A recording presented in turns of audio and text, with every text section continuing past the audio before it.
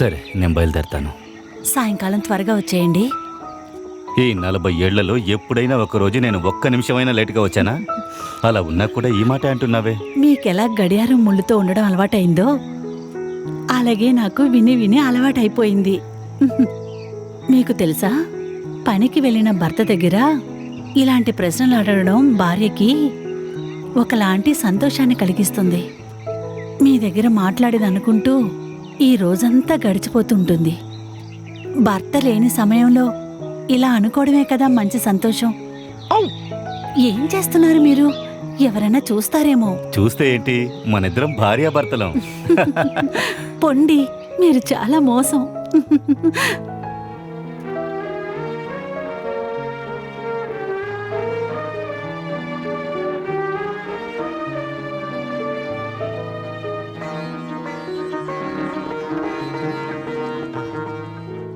ఎలా ఉన్నారు మాస్టర్? బాగున్నాను. నమస్తే మాస్టర్. ఏమయ్యా, టైం ఎంత? 10 అవుతోంది. వాచి చూడకుండానే చెప్తున్నావు కదా. అటు చూడు, మాస్టర్ వెళుతున్నారు. మాస్టర్ 2 కాళ్ళు గడియారంలో 2 ముళ్ళు లాంటివి.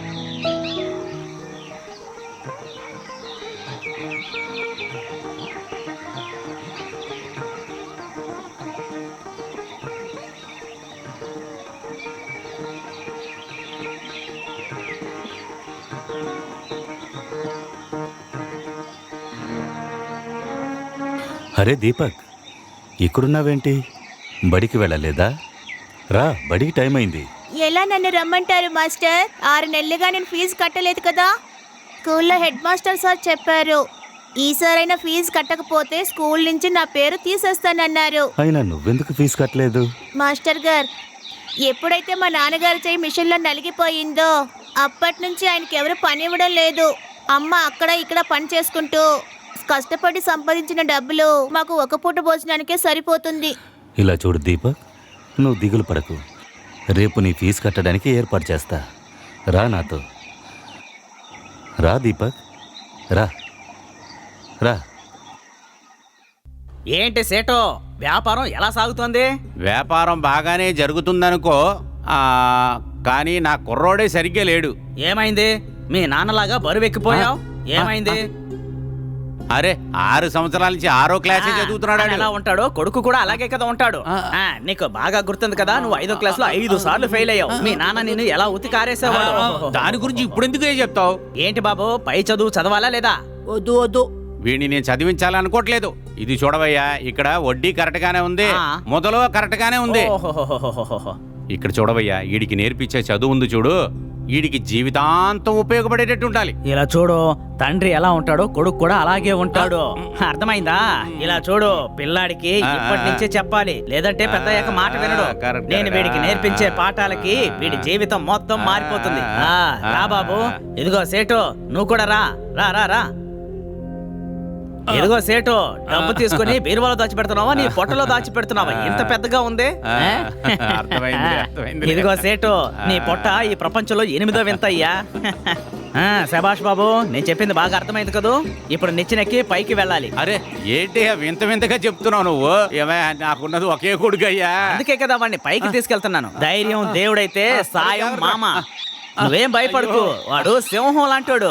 సింహం వాడు, చూసావా, ఎక్కేశాడు. శభాష్ బాబు. అయ్యో మావయ్య నిచ్చినందుకు తీసేశారు. అయ్యో, ఏం చేస్తున్నావయ్యా నువ్వు? రే, ఇప్పుడు అర్థమైందా? ఎలాగైనా వాడు సింహమే. శభాష్ బాబు, ఇప్పుడు నువ్వు పైనుంచి కిందకు దూకేయ్. అది కాదు మావయ్య, నేను కిందకు దూకానంటే పైకి చేరుకుంటాను. అయ్యో, నువ్వేం పైకి వెళ్ళవు బాబు. మీ నాన్న అసలుకి వడ్డీకి నువ్వే మొదటి వారసుడివి. ధైర్యంగా దూకు, మీ నాన్న కడుపు ఉంది కదా, నువ్వు కింద పడకుండా అదే నిన్ను చూసుకుంటుందిలే. రా నాన్న, రా రా, భయపడగా రా రా రా రా, నేనున్నాను కదా, రా రా రా.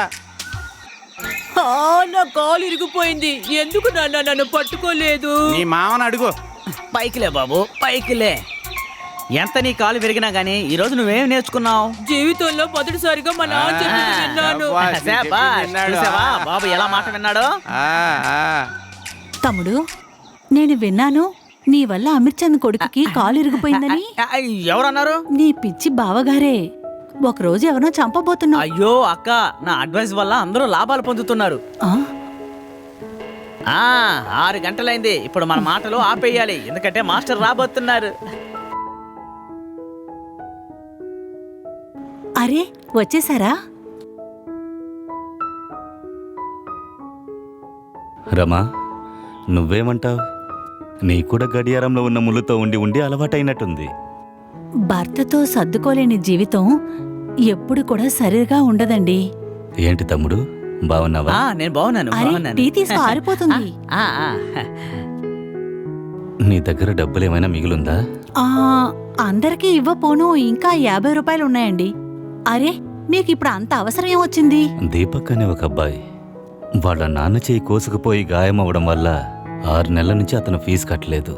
అందుకోసం ఈ నెల ఏ ఖర్చు పెట్టకుండా ఆ డబ్బుని వాడికి ఇవ్వాలనుకుంటున్నారా? రమా, మనం అన్నం లేకుండా మాత్రమే ఉన్నాం, కానీ ప్రతిభ ఉన్న అబ్బాయికి చదువు లేకుండా ఉంటే ఏం బాగుంటుంది? సరే, పొద్దున్నే తీసుకోండి, అప్పుడు మీరే కడతారన్నమాట. లేదు రమ్మా, నేను కట్టానంటే వాళ్ళ నాన్న గౌరవం పోతుంది. నేను వెళ్ళి ఇప్పుడే వాళ్ళ ఇంట్లో ఇచ్చొస్తాను.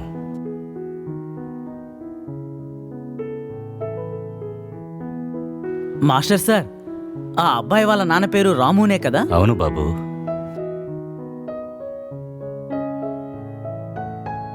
హా, పోనీలే, ఈ నెలంతా తకదిమితోనే. ఏంటి తగదింతో?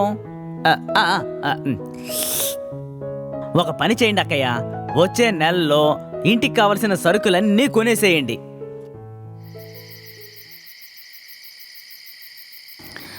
దీపక్, నాన్నగారు, మాస్టర్ వచ్చారు. రండి మాస్టర్, రండి.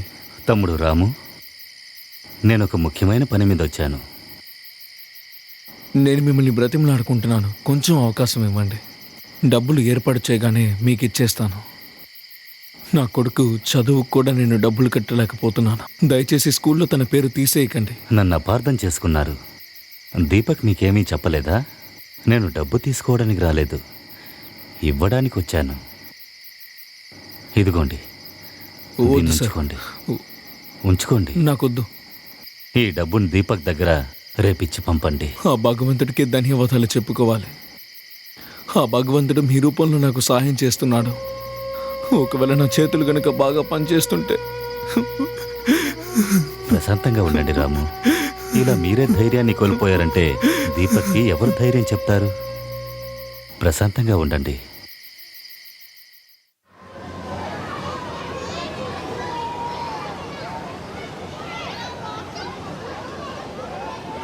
ఎవరక్కడ అరిచేది? ఇక్కడ ఎవరు అరవడం లేదు, మాస్టర్ మనిషి ఇక్కడ. అరే చిన్న మామయ్య, మీరా? మళ్ళీ స్కూల్లో జాయిన్ అవబోతున్నారా ఏంటి? లేదయ్యా, మీ హెడ్ మాస్టర్ని మళ్ళీ చదివించే ప్రతిభ నాలో ఉంది. అరే నేను ఇక్కడికి ఎందుకు వచ్చానంటే, ఇక్కడ దీపక్ అనే అబ్బాయి చదువుతున్నాడు కదా, ఆ అబ్బాయి సంవత్సరం ఫీజు ఎంత? తనకి 6 నెలల ఫీజు ఆల్రెడీ ఇచ్చేశారు, కానీ తర్వాత 6 నెలల ఫీజు కట్టకపోతే తనని స్కూల్లో నుంచి బయటికి వాడిని పంపిస్తారు. పంపించాల్సిన అవసరం ఏమీ లేదు. ఆ పిల్లాడి పేరే కాదు, ఈ స్కూల్లో ఎవరి పేరు తీసేసినా ఈ స్కూల్లో నువ్వు ఉండవు, అర్థమైందా? ఇదిగో దీపక్ సంవత్సరం ఫీజు కట్టేయండి.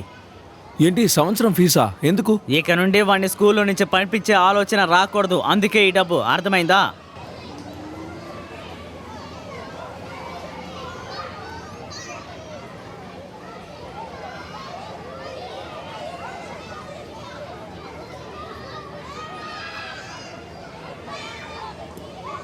సార్, ఇదిగోండి మీ డబ్బు. ఎందుకు? 1 సంవత్సరం ఫీజు నాది కట్టేశాను. సంవత్సరానిక? ఎవరు కట్టారు? చిన్న మావయ్య. ఓ సార్, హెడ్ మాస్టర్ పిలుస్తున్నారు. హా. సార్, నన్ను పిలిచారట?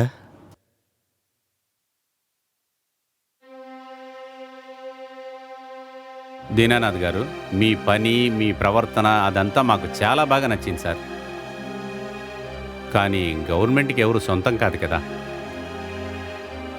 నాకు అర్థం కావట్లేదు. నేను ఎంత చెప్పినా స్కూల్లో మీకు రిటైర్మెంట్ ఇచ్చేశారు సార్.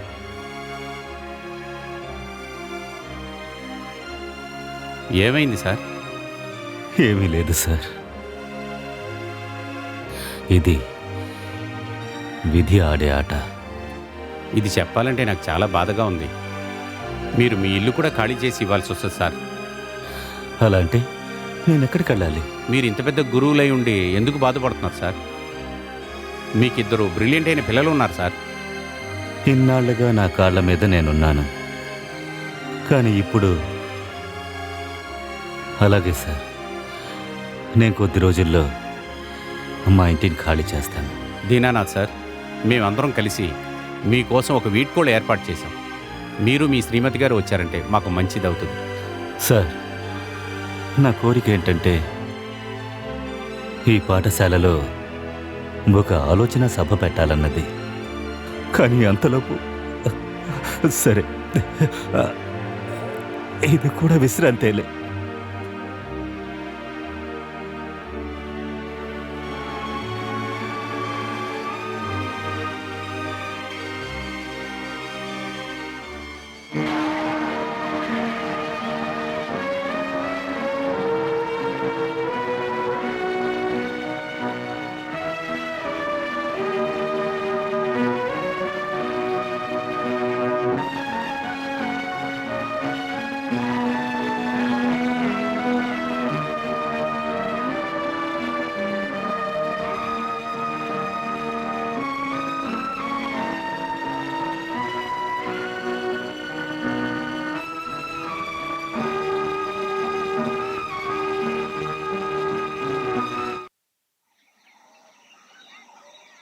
మాస్టర్ ఎందుకు ఇవాళ డల్గా ఉన్నారు?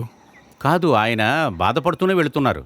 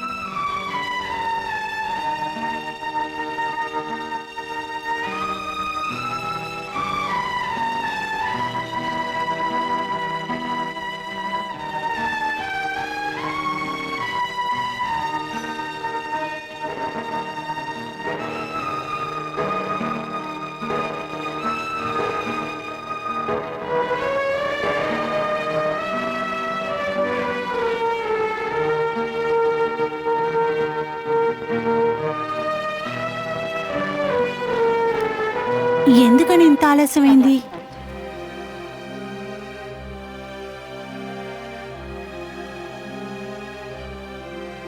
ఏమైంది?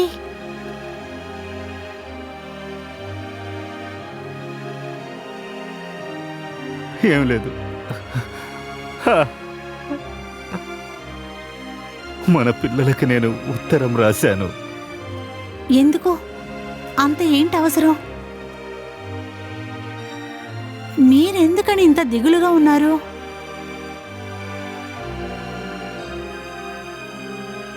ఇక నుంచి నేను ఎప్పుడూ ఇంట్లోనే ఉండాలి. 40 ఏళ్ల పాటు కష్టపడి పనిచేసిన నాకు ఈరోజు విశ్రాంతినిచ్చారు. ఈ ఇంటిని ఖాళీ చేసి తీరాలి. అలా అయితే పాఠశాలలో మీ విలువేంటో తెలియలేదా? విలువ ప్రభుత్వం దగ్గరే ఉంది. నిజంగా విలువ ఉన్న వాళ్ళు కూడా ప్రభుత్వం ముందు తలదించుకుని తీరాలి. ఈరోజు ఈ నిమిషం నా ఉద్యోగ కాలం పూర్తయింది రమా.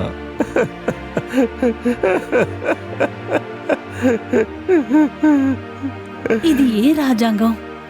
మనిషి యొక్క శ్రమని తీసుకొని వృత్తిని కూడా లాక్కుంటున్నారు. రమా, వయసు మళ్ళాక కూడా మనం కూర్చొని ఉన్నామంటే యువకులకి ఎలా ఉద్యోగం దొరుకుతుంది? ఇందులో ఇందులో బాధపడటానికి ఏముంది? మనుషుల జీవితంలో విశ్రాంతి అనేది ఎప్పుడో ఒకసారి తప్పకుండా వస్తుందిగా.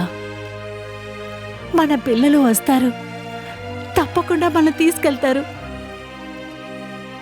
మీరు మర్యాదని సంపాదించారు.